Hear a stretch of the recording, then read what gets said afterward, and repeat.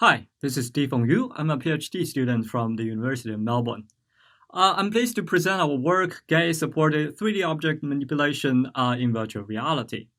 I would like to thank my co-authors, Xueshi, Rongkai, Haining from Xi'an Jiaotong Liverpool University, and my advisors, Tillman, Eduardo, and George from the University of Melbourne.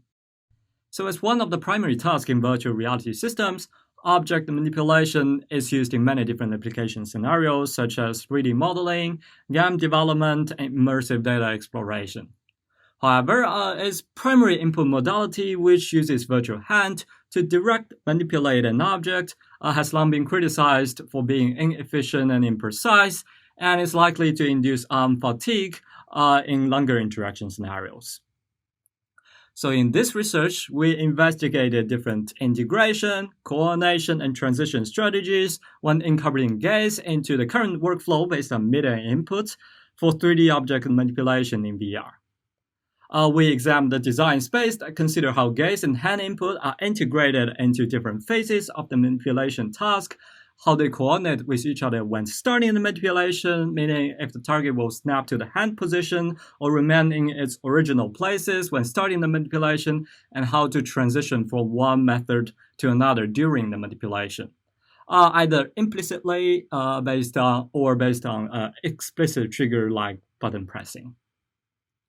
So based on this design space, we developed 4 gaze-supported manipulation techniques. So with gaze grab, the gaze indicated target snaps to the hand position once the selection is confirmed. Next, the hand takes full control of the selected targets during the manipulation phase until the trigger is released.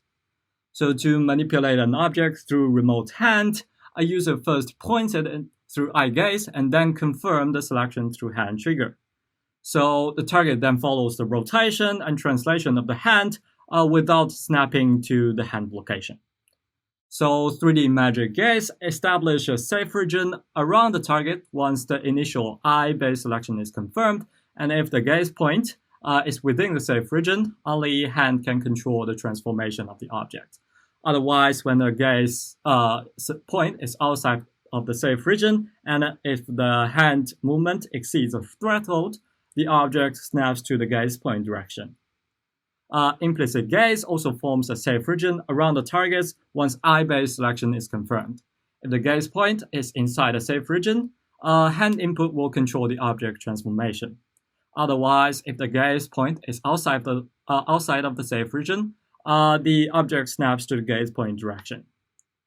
So we also introduced a mechanism which resets the safe region automatically based on user's gaze behavior to prevent the gaze cursor being overactive.